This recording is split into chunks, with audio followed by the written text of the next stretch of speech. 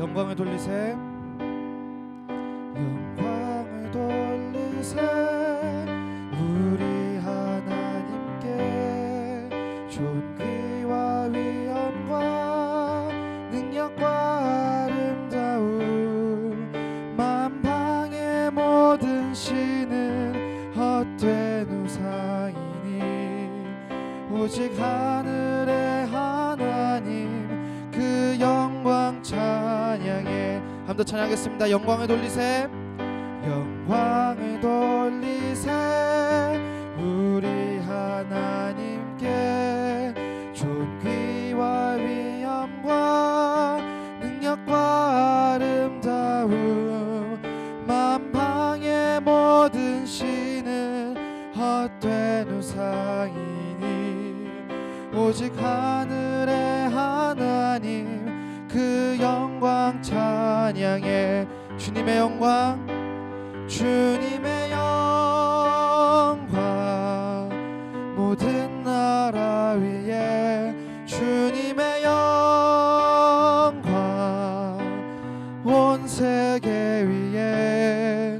하늘에 계신 우리 아버지 영광 찬양해. 우리 주님 나라 영원하리라. 우리 주님 뜻은 이루어지리라. 우리 한번 더 찬양하겠습니다. 영광을 돌리세, 영광을 돌리세. 우리 하나님께 존귀와 위엄과 능력과 아름다움. 만방의 모든 신은 헛된 우상이니 오직 하늘의 하나님 그 영광 찬양해. 주님의 영광, 주님의 영광 모든 나라 위에. 주님의 영광 온 세계 위에. 하늘에 계신 우리 아버지 영광 찬양해. 우리 주님 나라 영원하리라. 우리 주님 뜻은 이루어지리. 한 번 더 찬양하겠습니다. 주님의 영광, 주님의 영광 모든 나라 위에. 주님의 영광 온 세계 위에. 하늘에 계신 우리 아버지 영광 찬양해. 우리 주님 나라 영원하리라. 우리 주님 뜻은 이루어지. 주님의 영광, 주님의 영광 모든 나라 위에. 주님의 영광 온 세계 위에.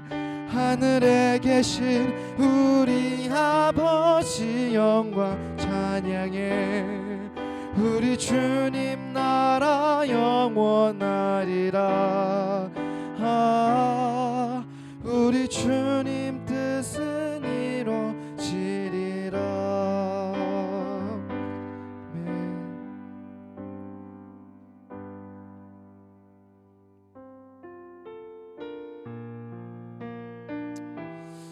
날마다 우리를 위해서 모든 것을 예비하시고 준비하신 하나님을 굳게 믿으며 하나님의 말씀에 순종하며 살아가는 여러분이 되길 소망합니다. 우리 하나님 담대한 마음으로 하나님의 뜻을 따라 살아가기를 기도하고 소망합니다. 함께 하늘에 나는 새도 찬양하겠습니다.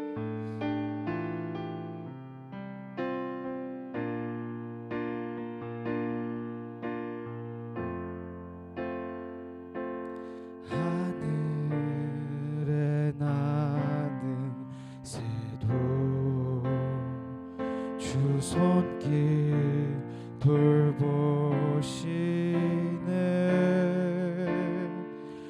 온 땅에 충만한 주 사랑으로 내 마음을 덮으소서. 주 나를 부르셨네. 주 나를 부르셨네. 주의 영광 위에 모든 사랑 이끄소서.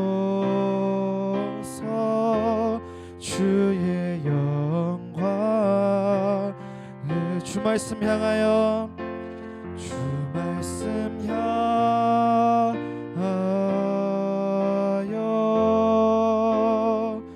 달려가리라.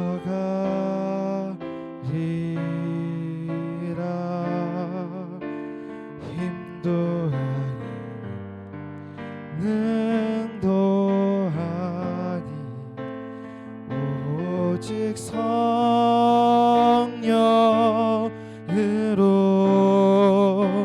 주 얼굴 향하여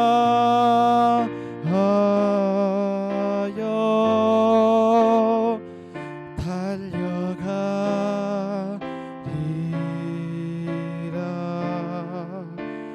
오 주의 영광 안에 살게 하소서. 여러분 온 마음 다해 찬양하겠습니다. 하늘에 나는 새도 하늘에 나는 새도 주 손길 돌보시네. 온 땅에 충만한 주 사랑으로 내 마음을 덮으소서. 주 나를 부르셨네. 주 나를 부르셨네. 주의 영광 위에 모든 사랑 이끄소서. 주의 영광 주 말씀 향하여 주 말씀 향하여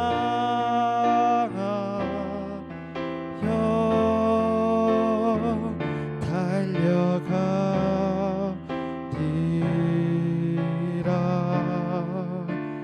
힘도 아니 능도 아니 오직 성령으로 주 얼굴 향하여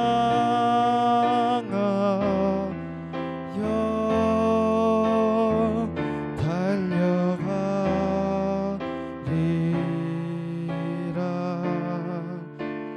오 주의 영광 안에 살게 하소서. 주 말씀 향하여 주 말씀 향하여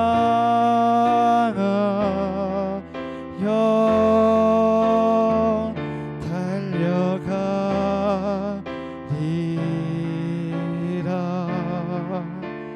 힘도 아니 능도 아니 오직 성령으로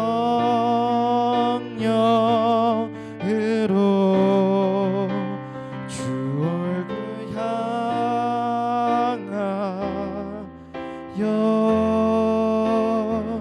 달려가리라.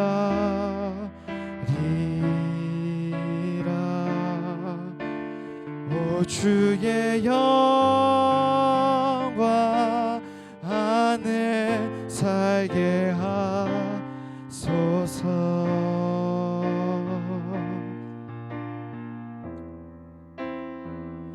우리 함께 기도하며 나아가겠습니다. 우리가 우리가 말로는 주님의 뜻대로 살아가겠다고 날마다 다짐하지만 이것이 하나님의 뜻인지 하나님께서 원하는 방향인지 우리가 때로는 의심하고 때로는 또 헷갈리는 그런 마음으로 살아갑니다. 우리 시간 우리 안에 하나님의 말씀을 쫓으며 살아갈 수 있는 담대한 마음, 하나님을 굳게 믿을 수 있도록 그런 확신하는 마음을 주시도록 함께 기도하며 나아갔으면 좋겠습니다. 하나님은 우리를 결코 내버려 두시지 않습니다. 하늘에 나는 새도 주님의 손길로 돌보십니다. 모든 것을 예비하시고 준비하신 하나님을 우리가 굳게 믿으며 우리 안에 확신의 마음을 가지며 이렇게 하나님의 말씀을 좇으며 살아갈 수 있도록 우리 이 시간 함께 기도하고 소망하는 마음으로 나아가겠습니다. 이렇게 기도하겠습니다.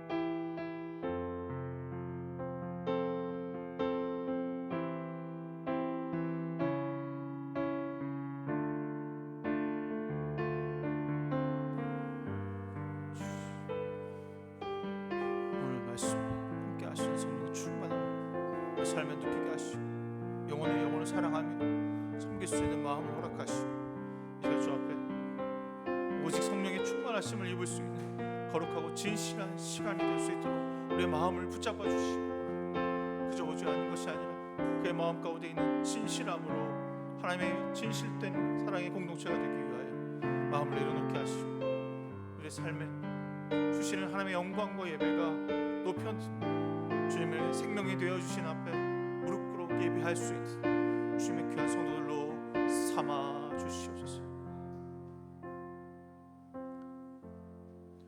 우리 주 예수 그리스도의 은혜와 하나님의 사랑과 성령의 교통하심이 여러분 모두와 함께 하시기를 기원합니다. 우리의 도움은 여호와 이름에 있습니다. 다 같이 하나님을 찬양합시다. 교독문 58번 함께 교독하겠습니다.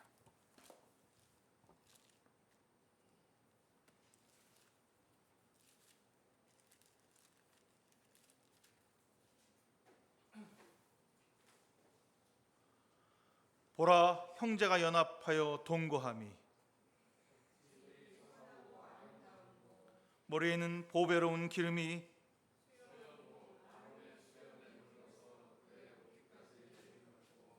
헐문에 있으리 시온 산들의 내림 같도다.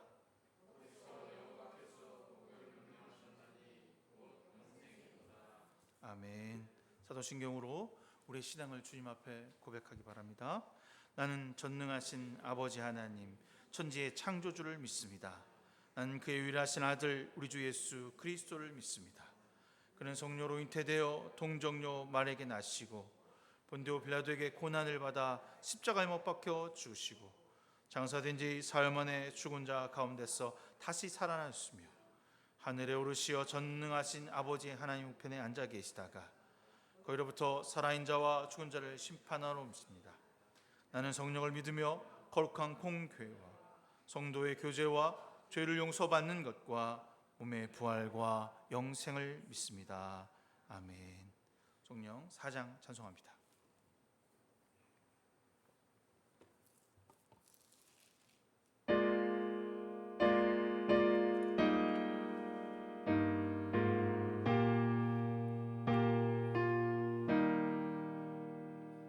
성부 성자와 성령 영원히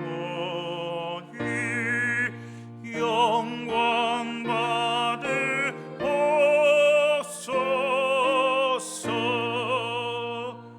대처로 지금까지 또 길이 영원하고 성성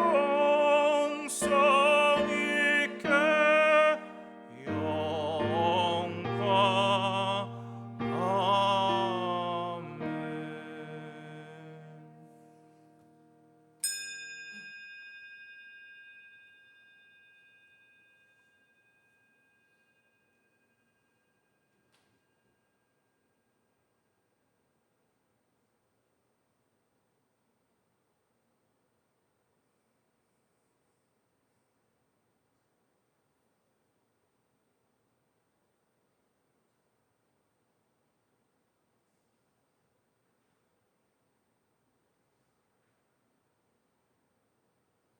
주님이 가르쳐준 기도 저와 함께 합니다. 하늘에 계신 우리 아버지 이름을 거룩하게 하시며 아버지의 나라가 오게 하시며 아버지의 뜻이 하늘에서와 같이 땅에서도 이루어지게 하소서. 오늘 우리에게 일용할 양식을 주시고 우리가 우리에게 잘못한 사람을 용서해 준 것 같이 우리의 죄를 용서하여 주시고 우리를 시험에 빠지지 않게 하시고 악에서 구하소서. 나라와 권능과 영광이 영원히 아버지의 것입니다. 아멘. 오늘 찬송가 430장 주 앞에 찬송하겠습니다. 찬송가 430장입니다.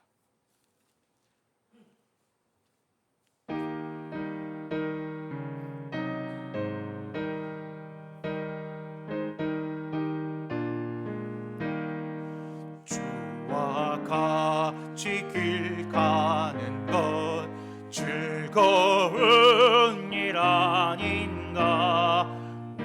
우리 주님 걸어가신 발자취를 밟겠네.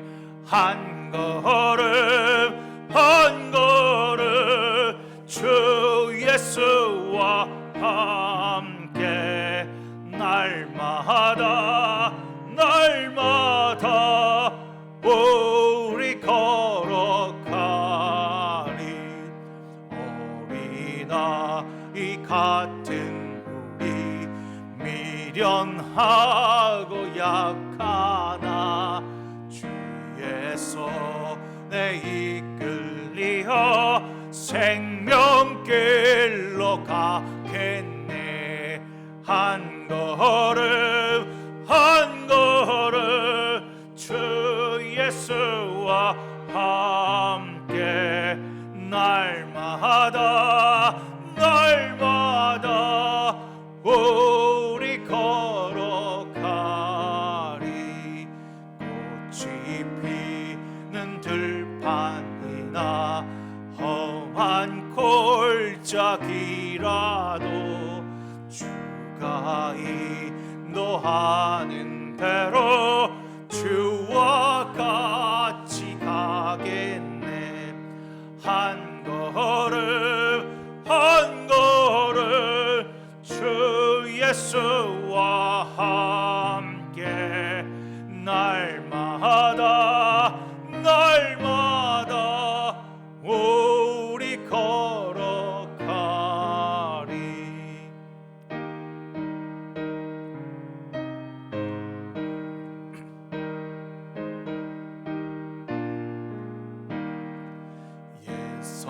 선지자 에녹같이 우리들도 천국에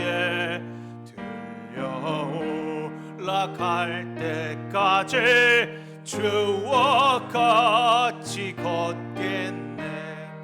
한 걸음 한 걸음 주 예수와 함께 날마다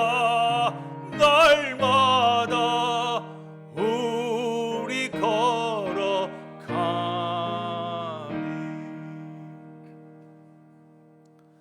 은혜로우신 하나님, 풍성한 가을날을 저희에게 주시고 그 풍성함을 누릴 수 있는 몸과 마음을 허락하신 주님 감사합니다. 주님, 한 주간 주 앞에 살다 이 모양 저 모양 저 뜻 제 뜻 세상의 뜻대로 살다 주 앞에 돌아와 기도하며 찬양하는 시간 용서하시고 회개하오니 다시 주님의 귀한 생명으로 보듬어 주시옵소서. 귀한 구원의 손길을 따라 예배하며 찬양하는 손길 되게 하시사 마음을 드리고 몸을 드리며 시간과 물질을 드린 저희들의 삶에 축복하여 주시사 진정으로 하나님 원하시는 예배를 드리기 위해 쓸 수 있는 주님의 귀한 성도들 되게 하여 주시옵소서. 이 시간 예배합니다. 주님을 찬양합니다. 주님을 노래합니다. 주님께 아뢰입니다. 주의 말씀을 듣습니다. 주님과 행동하는 모든 순간순간 주님 함께하여 주시옵소서. 말씀을 들고 주 앞에 섰사오니 그들이 듣는 자들의 복되게 하시고 그 말씀을 따라 순종하는 자들에게 크신 은혜가 함께하여 주시옵소서. 주님, 세상이 어지럽고 혼란하며 여전히 전쟁과 기근과 홍수와 많은 사람들이 죽어가는 가운데 있습니다. 주여 불쌍히 여겨 주시옵소서. 세상의 많은 사람들을 주님에게 인도될 수 있는 그 놀라운 자연환경 가운데 그들이 회개하고 돌아온 역사들이 나타나고 일어나게 하여 주시옵소서. 사랑하는 이 한국 땅의 위정자들이 주를 두려워하는 자들이 나타나게 하시사 위법과 잘못이 아닌 그리스도를 통하여 정직과 공의를 알아가는 그들의 삶이 되게 하여 주시옵소서. 주님, 저희들 하나의 공동체로 진실되어 말씀 가운데 서기를 소망합니다. 부족하고 연약하지만 한 마음과 한 뜻을 품어 하나님 말씀하신 진실된 하나의 공동체로 살아갈 수 있도록 인도하여 주시사 이 땅에 그리스도의 비전과 하나님 나라를 세워가는 주님의 은혜 공동체가 되게 하여 주시옵소서.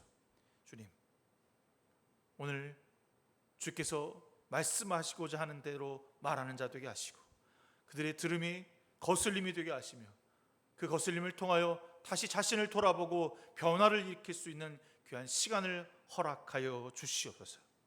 모든 것 주님께 맡기며 예수 그리스도의 이름으로 간절히 기도드렸사옵나이다. 아멘.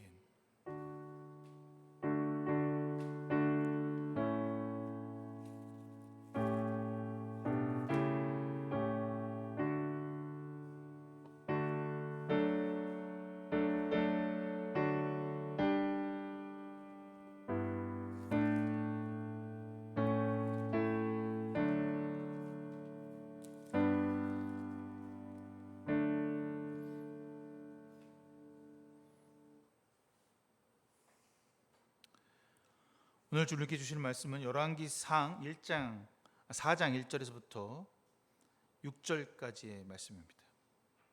4장 1절부터 6절까지의 말씀 한 절씩 교독해서 읽겠습니다. 4장 1절에서부터 6절까지의 말씀입니다. 하나님의 말씀입니다. 솔로몬 왕이 온 이스라엘의 왕이 되었고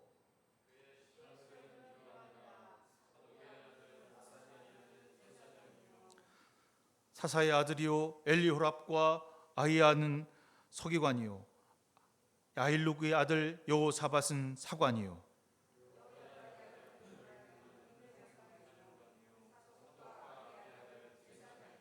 나단의 아들 아사리아는 지방 관내 두령이요 나단의 아들 사붓의 제사장이니 왕의 벗이요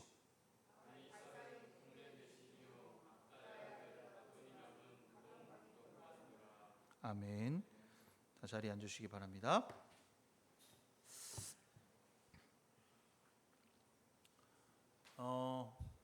우리가 솔로몬 하면 여러분 삶에서 들었던 이야기 중에 가장 많이 떠오르는 이야기가 뭘까요? 솔로몬 하면 세상 사람들도 다 알고 있고 우리도 늘 어렸을 때 뭐 여름 성경학교 때나 또 선생님들로부터 들었던 이야기, 우리가 흔히 알고 있는 이야기, 이게 바로 이 전장에 나와 있는 열왕기상 3장 16절부터 있던 솔로몬의 재판입니다. 사실 뭐 이 이야기를 굳이 내가 할 필요가 있을까? 이 열왕기상에서 다 알고 있는 이야기인데 그런 생각을 했거든요. 그런데 여기 있는 이 등장인물들을 우리가 좀 생각해 보면 이 솔로몬의 재판에 대한 생각을 통해서 우리가 알고 있는 솔로몬이 정말 솔로몬이 맞는가라고 하는 생각을 좀 해볼 필요가 있습니다. 잘 알고 있는 대로 두 여자아이가 한 아이 때문에 다툼이 일어나게 됩니다. 두 여자가 같은 방에서 아마 자게 됐죠. 아마 그 아이도 같은 달이나 혹은 뭐 같은 해에 낳았던 것 같습니다. 그 두 아이를 같이 재우고 있는데 한 여자가 잠버릇이 고약했는지 아니면 뭐 마음이 혼란스러운지 모르겠지만 뒤척이다가 자기 아이를 그만 깔아뭉개고 말았습니다. 일어나 보니 자기 아이가 죽은 것을 확인하고 거기서 슬퍼하며 우는 것이 아니라 옆에 있던 여자의 아이와 내 아이를 바꿔치기를 합니다. 그리고 새벽이 되어서 자기 아이에게 젖을 주려고 일어나 보니 자기의 아이가 아닌 옆에 있던 아이가 자기 곁에서 죽어 있는 것을 보게 되는 거죠. 그래서 이제 그 여인이 가서 따집니다. 야, 너의 아이가 나의 아이고 이 아이가 너의 아이다. 좀 쉽게 말할까요? 죽은 아이가 너의 아이고 살아있는 아이가 나의 아이다. 그랬더니 무슨 얘기냐? 지금 내 곁에 있는 이 살아있는 아이가 나의 아이다. 이 분쟁을 하게 됩니다. 근데 이 분쟁거리를 가지고 왕 앞에 왔다라고 하는 것이 오늘의 이야기입니다. 여러분, 이 이야기는 너무나도 잘 들었을 겁니다. 이 등장인물에 솔로몬 왕이라고 하지 아니하고 왕이라고만 등장합니다. 더 재밌는 것은 이 여인들의 직업이었습니다. 이 여인들의 직업이 뭔지 아시나요? 우리가 늘 들었지만 여자는 들었지만 사실 이 여인의 직업은 창녀였습니다. 왕 앞에 온 몸을 파는 두 여인이 자신의 아이가 맞다라고 하는 재판을 걸고 온 것이죠. 솔로몬에게 있어서 가장 이 글을 통해서 알아야 할 원칙이 무엇이냐면 소외되고 세상에서 가장 약자의 재판을 지금 하고 있다는 것입니다.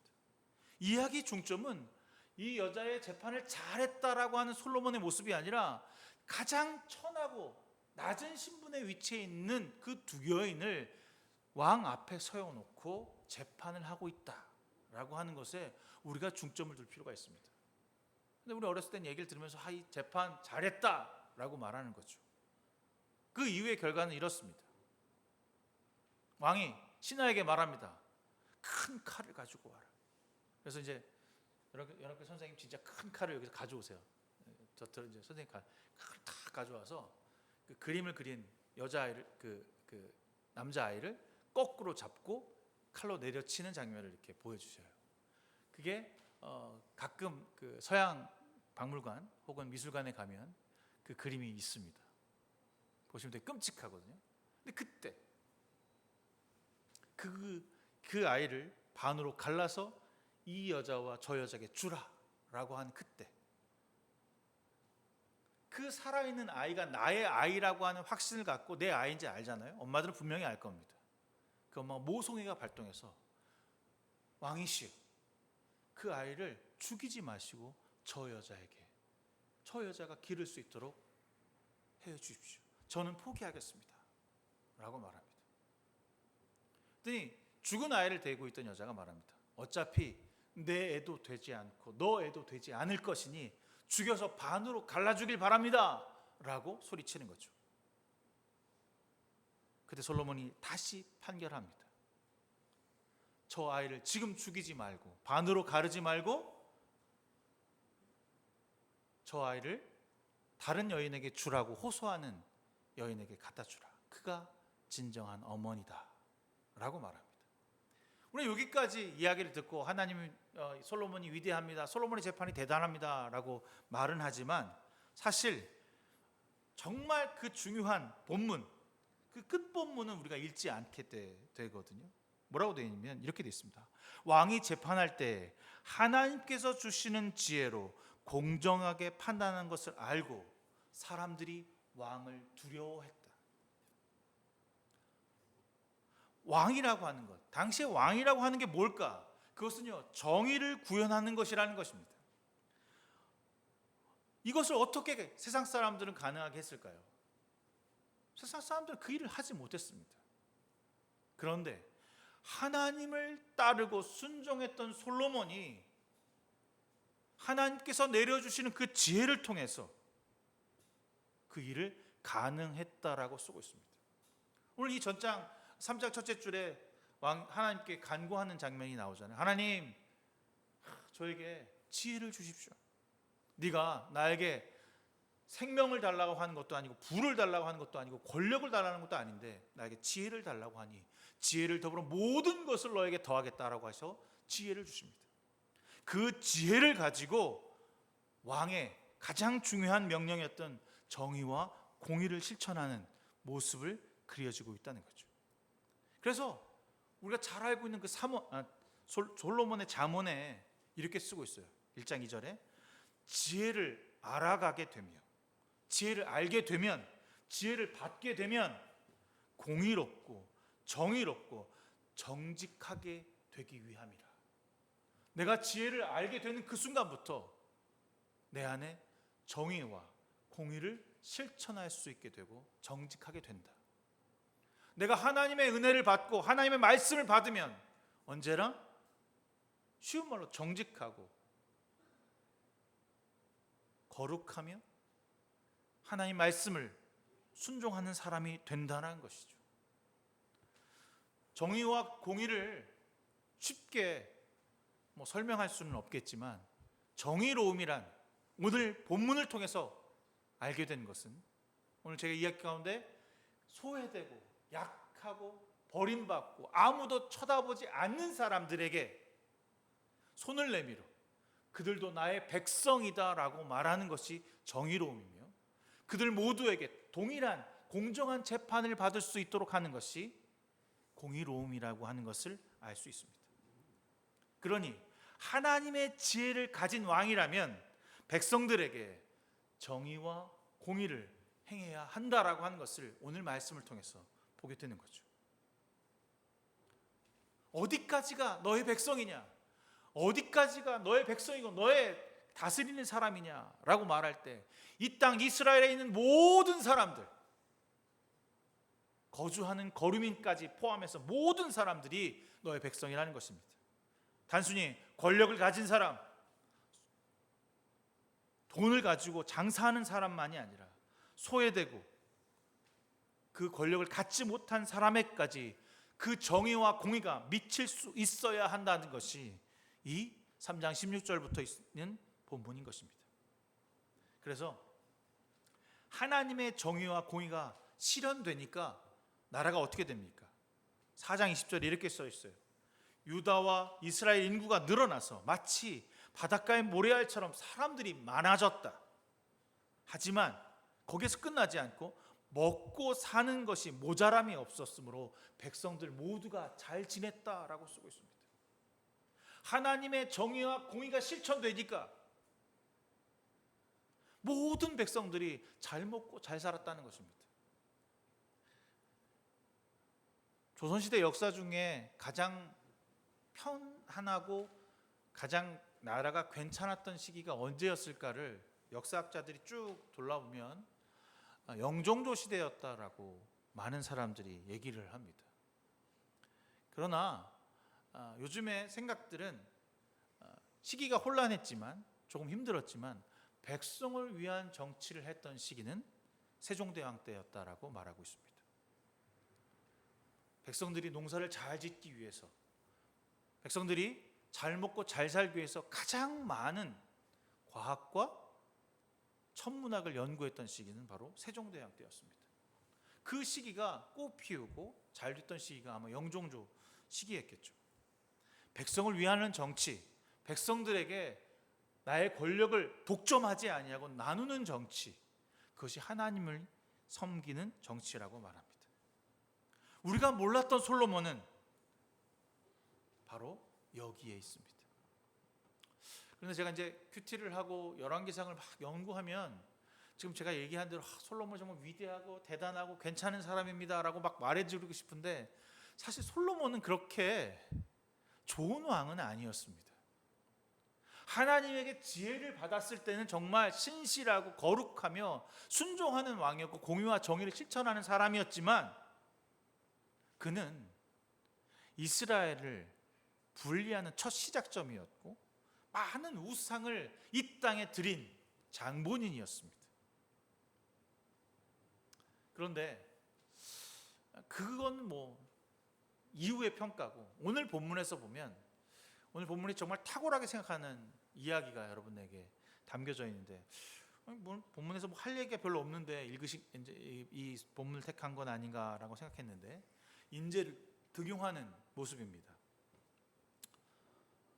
솔로몬이 어떻게 왕이 되어서 백성에게 정의와 공의를 가지고 다스렸을까?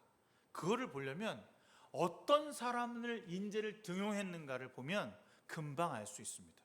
이름만 알고는 어떻게 알 수가 없잖아요. 그런데 이 부분을 좀 자세하게 우리가 확인할 수 있으려면 사무엘하 8장 15절 다윗이 어떻게 사람을 등용하고 썼는지를 보면 금방 비교되고 알 수 있습니다. 다윗이 마침내 이스라엘 전체를 다스리게 된 때에 뭐라고 말하냐면 이렇게 말합니다. 모든 백성에게 정의와 공의를 행할세. 첫 마디가 이겁니다. 다윗이 모든 백성에게 정의와 공의를 행할세. 스로의 아들 요압이 군사령관이 되고 아할룻의 아들 여호사밧이 사관이 되고 아히웁의 아들 사독과 아비아달 아히멜렉은 제사장이 되고 라고 쓰여 있습니다. 오늘 제가 읽어드렸던 본문과 지금 먼저 들었던 본문의 차이가 무엇인지 아시겠나요?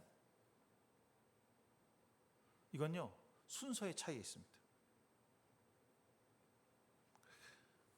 물론 솔로몬에게 공의와 정의라고 하는 수식어가 없지만 우리가 3장을 쭉 읽어보면 솔로몬은 정의롭고 공의로웠구나라고 하는 것을 알 수 있게 되는 거죠.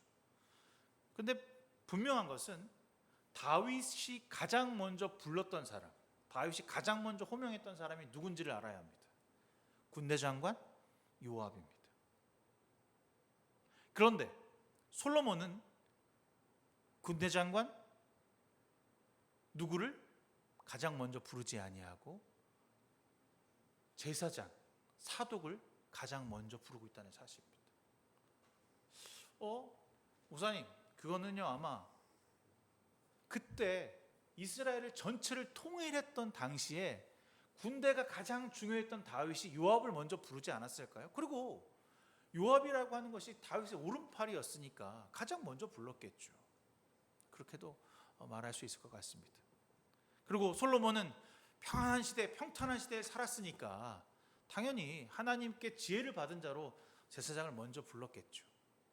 나라의 중요성을 여러분 생각해 보면 누구를 가장 먼저 지명하는지에 따라서 그 나라가 어느 방향으로 갈 건지가 좌우되는 겁니다.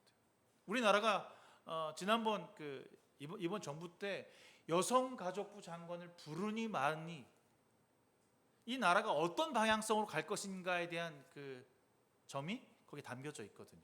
제가 그걸 비판하자고 하는 것이 아니라 예를 들고자 하는 것입니다. 자꾸 제가 좌쪽에 있다고 얘기하시는데 그렇지 않습니다. 저는 언제나 공정하게. 그런데 아무튼 솔로몬이 가장 먼저 불렀던 것은 제사장이었던 거죠. 그가 가장 먼저 지명했던 것이 사독이었습니다.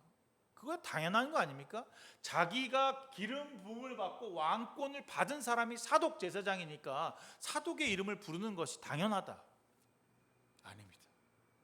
그가 지혜를 받으며 정의와 공의를 실천할 수 있었던 가장 큰 이유는 내 스스로가 왕권을 잡았다는 것이 아니라 하나님께서 주셨다는 사실을 알고 있다는 거죠.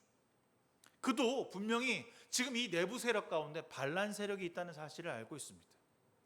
여전히 아도니아도 살아있고요, 자기를 반대했던 요압도 살아있습니다.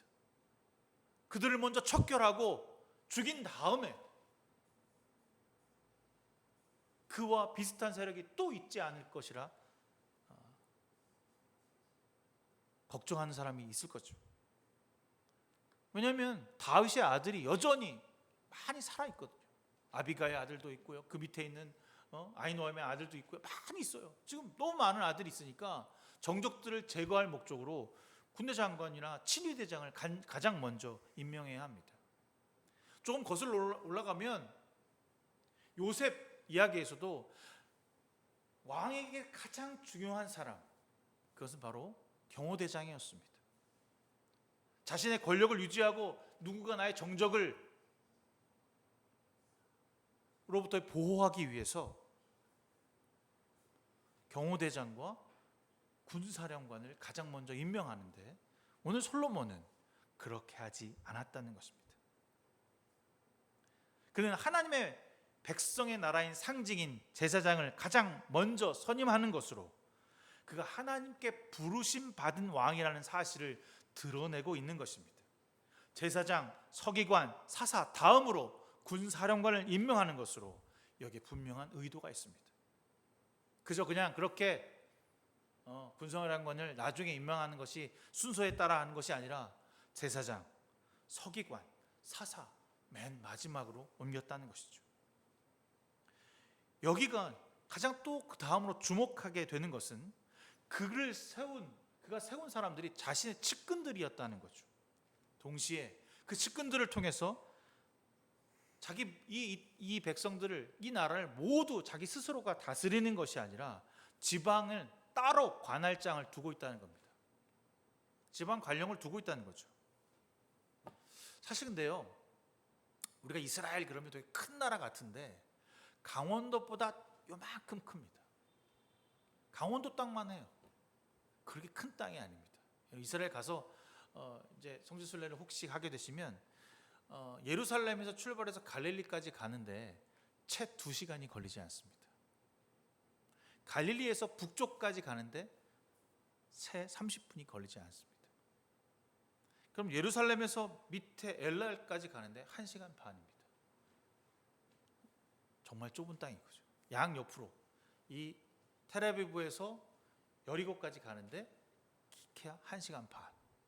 자동차가 좀 막히면 2시간도 되는데 고속도로도 없어요. 국도예요. 외길입니다. 4차선 도로요? 없습니다. 다 2차선 도로예요. 정말 작은 땅이거든요. 그 땅을 혼자 통치하지 못한다? 그리고 그때 당시만 해도요, 브엘세바 밑으로는 다 황무지라 사람도 살지도 않아. 헬몬산 위끝 쪽은 고원이라 가지도 않는 땅이에요. 생각해보면 서울만한 땅덩어리, 조금 더 큰 땅덩어리를 지배하는데 사람들을 썼다? 혼자 해도 됩니다. 근데 거기 각자 12명의 지방 관할장을 두어서 분할 통치하고 있다는 거죠. 여기 밑에 오늘 본문을 읽지 않았지만 그 본문 뒤에 보면 12명의 지방 관할에게 한 달에 한 번씩 너희가 이 왕실에 먹을 것을 책임져라 라고 말합니다. 너희들이 나한테 순종하는 대가로 무엇을 하냐? 한 달에 한 번, 28일이니까 28일 동안 전체 먹을 것을 다 책임져야 하라. 무슨 의도로가 여기다 있는 것일까요? 사실 그 지방 관장들은 자신의 권력자인 왕에게 잘 보이기 위해서 뇌물도 갖다 바쳐야 하고 뭐 여러 가지로 뭔가 해야 됩니다.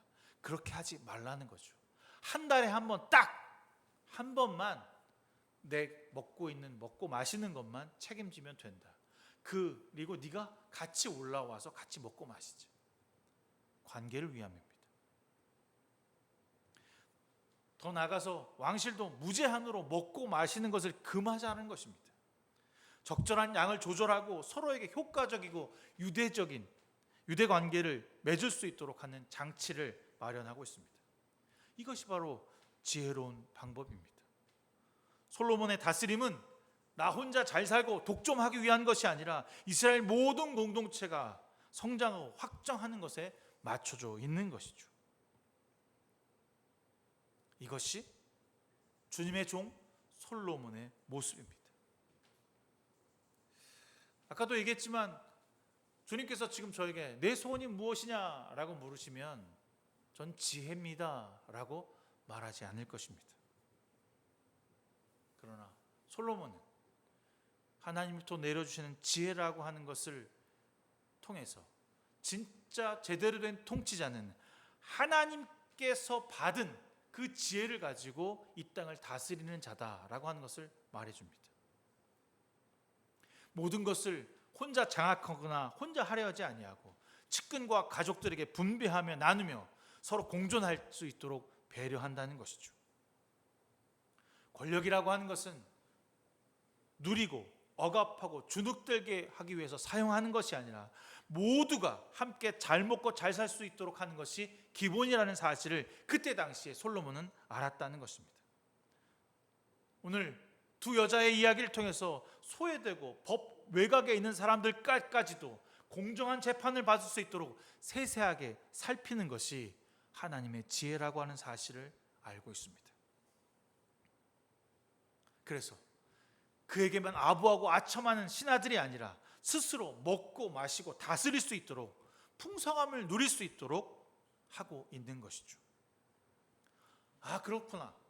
지혜로움이라고 하는 것은 내가 독점하고 나 혼자만 누리고 욕심을 갖는 것이 아니라 그것을 잘할 수 있는 사람을 등용하고 뽑는 것이다 라고 하는 것을 알게 됩니다.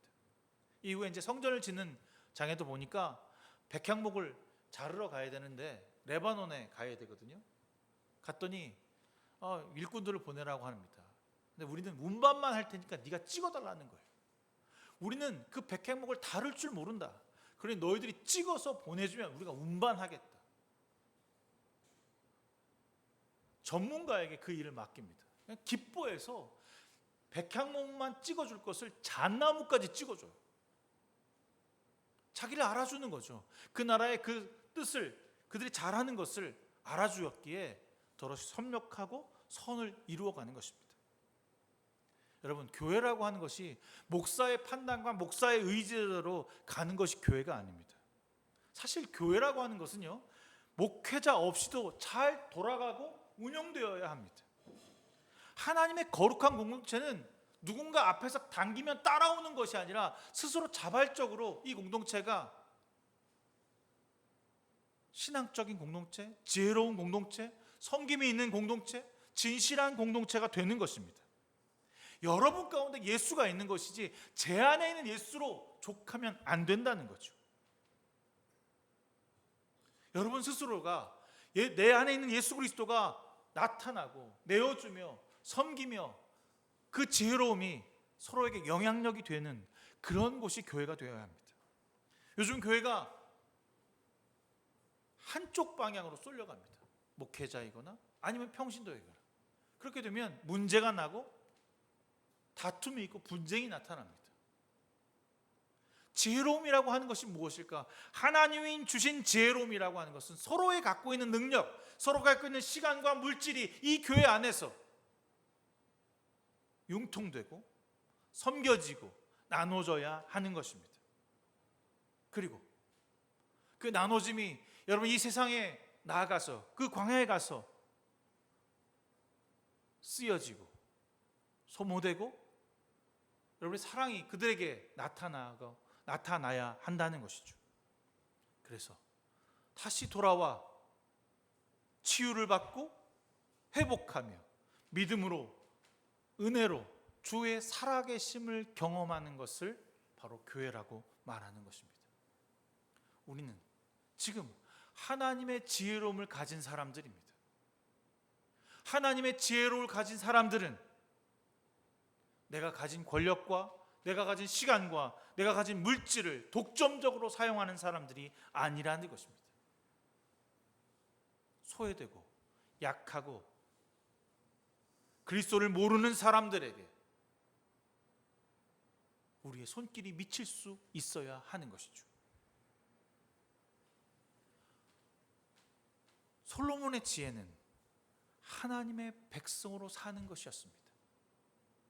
우리가 예수 그리스도를 믿는다는 것은 하나님 나라 백성으로 사는 것입니다.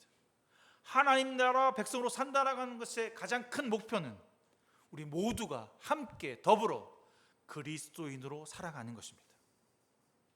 사랑하는 성도 여러분, 지금 하나님 나라를 세우기 위해 무엇을 내어주고 무엇을 공급하고 있는지 여러분을 돌아보길 바랍니다.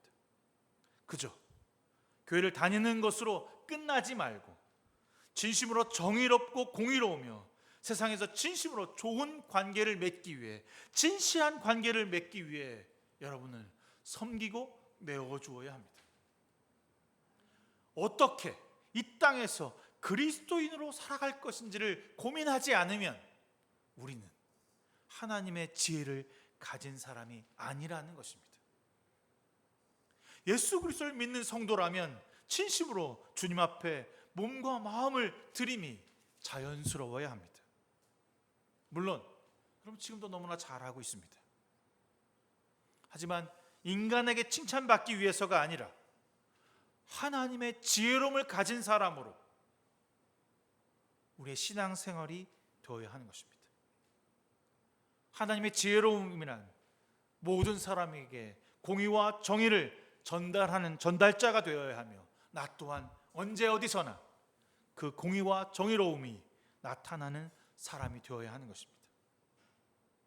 우리가 시간을 드리고 물질을 드리고 삶을 드리는 것이 여러분의 삶을 만족하기 위해서, 내가 좀 더 잘되고 가족들이 축복받기 위해서, 복을 누리고 복을 받기 위함이 아니라 하나님께서 내려준 지혜를 세상에 나타나기 위함이라는 것을 잊지 않기를 바랍니다. 진실한 공동체라고 하는 것은 겉에 보여지는 것을 나누는 공동체가 아닙니다. 내 삶의 어려움과 역경과 고난을 진심으로 나눌 수 있는 공동체가 되는 것입니다. 그거는 목사가 독점하는 것이 아닙니다. 목사님 기도해 주세요, 제가 이런 일이 있습니다라고 혼자 저에게만 이야기하는 것이 아니라 이 공동체 모두가 그 어려움과 역경을 함께 나누고 기도할 수 있어야 합니다. 또한 기쁨도 사랑도 나눌 수 있어야 합니다. 우리가 가진 것을 내어주는 기쁨이 이 공동체 안에서 있어야 합니다. 힘들고 어려운 사람들이 교회 안에 있다면 밖에 있는 사람에게 내어주는 것이 아니라 이 안에 있는 사람을 도울 수 있어야 합니다. 그런데 그게 참 어려워요. 누굴 도와주면 왜 저 사람만 도와줘요? 라고 하는 얘기가 들려요. 교회가 재정이 이 사람에게밖에 드릴 수 없습니다 라고 하면, 그러면 나하고 그 사람이랑 반반씩 나눠야죠. 나도 어려운데, 나도 힘든데, 이렇게 말합니다. 그래서 교회 안에 내어주고 나눠주는 것이 힘들다 보니까 많은 목사님들이 그게 싫어서 밖으로 줘요. 아니에요. 이 안에서 나누어지고 이 안에서 기뻐해야 하고 이 안에서 어렵고 힘든 사람들에게 우리의 물질과 우리의 시간이 나타날 수 있어야 하는 것입니다. 그것이 바로 공동체고 진실함입니다. 우리가 가진 물질을 이곳에서 나누고 이것을 내어주는 기쁨을 드리길 바랍니다. 매번 하라고 하는 것이 아니라 여러분이 갖고 있는 것 중에 11는 쓰고 그 중에 하나는 이곳에다 내려놓으라는 거죠. 그것이 바로 지혜이고 그것이 사랑입니다. 주님의 종으로 섬기는 기쁨을 드리는 공동체가 되기 위하여 여러분은 무엇을 하고 있습니까? 오늘 저와 여러분이 하나님의 지혜를 가진 사람으로 산다면 누군가 소외되고 아파하는 이야기를 들어줄 수 있어야 합니다. 솔로몬의 재판이 명확하고 잘 되어서 옳은 일을 해서 그 재판이 아름답고 대단한 것이 아니라 가장 미천하고 천한 자의 이야기를 끝까지 들어주고 공의롭게 그 재판을 했기에 그 재판이 지혜롭다, 두렵다라고 말하는 것입니다. 세상에서 여러분은 그리스도인으로 살아갈 때 존경받고 인정받으며 두려운 존재입니까? 아니면 세상 사람과 비슷하게 그저 그렇게 살다 주의를 지키는 종교인으로 이 자리를 찾고 있는 것입니까? 진심을 나누길 바랍니다. 진실한 공동체가 되기 위해 사랑을 나누길 바랍니다. 오늘 우리가 이 땅을 살아가는데 주시고자 하는 그 지혜를 더불어 생명과 권력과 시간과 물질을 내어주셨습니다. 그 모든 것이 주님의 것입니다. 여러분, 주님 앞에 무엇으로 섬기고 사랑하고 있습니까? 우리 안에 있는 영혼을 위해 기도하고 있습니까? 우리 안에 있는 아파하고 힘들어하는 지체들을 위해 마음껏 도우며 사랑하고 섬기고 있습니까? 지금 우리가 해야 할 때입니다. 그리고 나아가 이제 진심으로 이 땅 가운데 여전히 그리스도를 모르는 지체들에게, 알지 못하는 영혼들에게 우리의 손과 우리의 마음이 나갈 수 있어야 하는 것입니다. 그래서 우리 모두가 잘 먹고 잘 사는, 육신적인 잘 먹고 잘 삶이 아니라 그리스도와 더불어 믿고 먹고 마시는 역사가, 성령의 충만한 역사가 우리 모두에게 있기를 소망합니다. 그리하여서 예배를 드리는 자나 그렇지 못한 모두가 하나의 공동체로 묶여 비판하고 질투하고 잘못됐다 손가락질하기보다 그 영혼의 아픔을 기도하며 섬기고 사랑하는 그런 귀한 은혜 공동체가 되기를 소망합니다.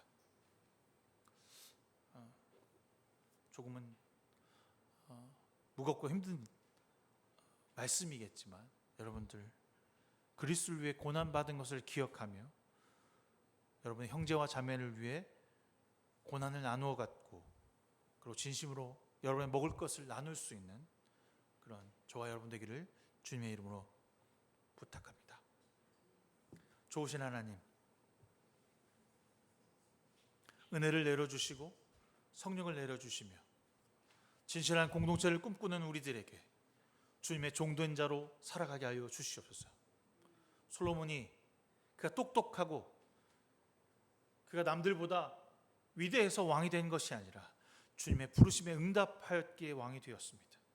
그리고 주님께서 받은 그 지혜를 가지고 백성을 정의롭고 공의롭게 다스렸던 것을 보게 하십니다.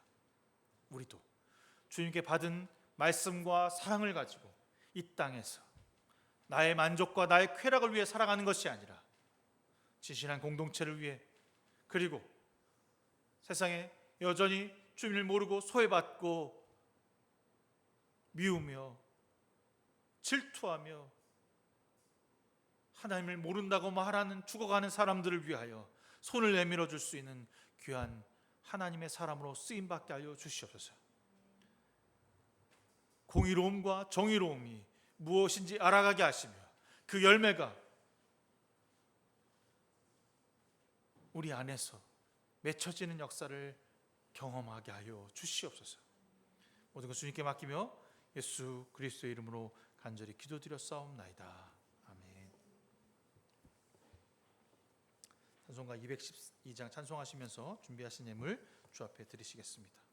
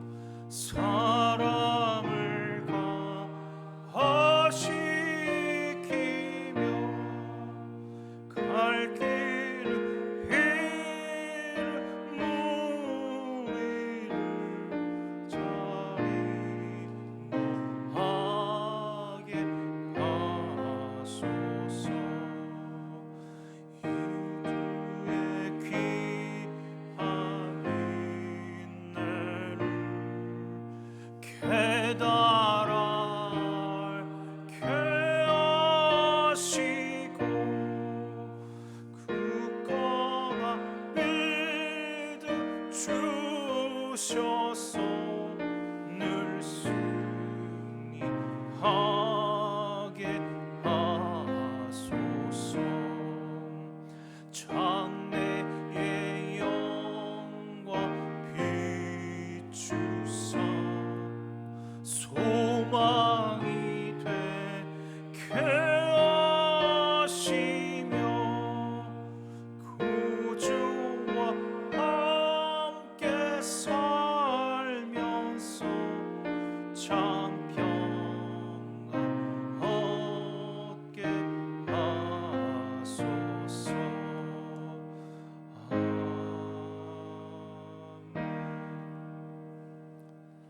은혜로우신 하나님 감사합니다. 귀한 예물 주 앞에 봉헌합니다. 11조헌금, 감사헌금, 주일헌금 뭔가 마음을 드리는 손길마다 기억하셔서 그들의 물질이 세상이 힘들어하고 어려워하는 곳에 쓰이게 하시고 빛과 소금 되게 하시며 저희들 탐욕이 아니라 은혜이며 소망인 것을 깨달아 알아가게 하여 주시옵소서. 모든 것 주께 맡기며 예수 그리스도의 이름으로 간절히 기도드렸습니다. 아멘. 열왕기상 오늘 잠깐 오후에 나누는 시간 가질까 합니다. 열왕기상에 있는 여러 가지 주제 중에서 솔로몬이 어떤 왕이었는가를 좀 살펴보는 시간이 돼야 할 것 같아서 준비합니다. 함께 식사하고 나눌 수 있도록 하겠습니다. 오늘 점심은 우리 이진주 권사님께서 준비해 주셨습니다. 잘 먹겠습니다. 감사드립니다. 다 일어나셔서 우리 헌신의 찬양 이 시간 너의 마음속에 부르신 후에 제가 축도함으로써 9월 셋째 주 예배를 마치도록 하겠습니다.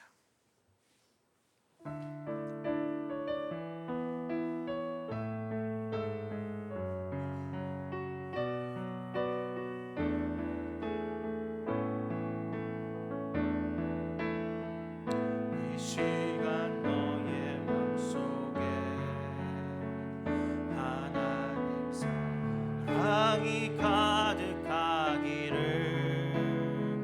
진심으로 기도해 간절히 소원 하나님 사랑 가득하기를 하나님은 너를 사랑해 얼마나 너를 사랑하시는지 너를 위해 저 별을 만들고 세상을 만들고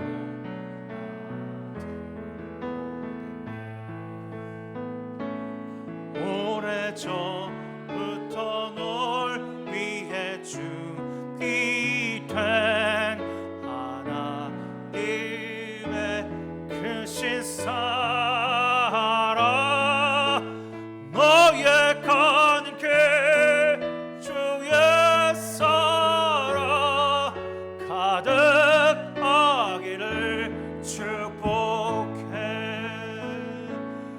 오래전부터 널 위해 준비된 하나님의 크신 사랑 너의 가는 길 주의 사랑 가득하기를 축복해. 이제는 우리 주 예수 그리스도의 무한하신 은혜와 하늘 아버지의 지극하신 그 사랑하심과 성령님의 감화 감동 내주 역사 충만하심이 오늘 예배를 드리며 지혜로운 자로 살기로 작정한 귀한 성도들 머리머리 위에 지금부터 영원 무궁까지 함께 하시기를 간절히 축원하옵나이다. 아멘.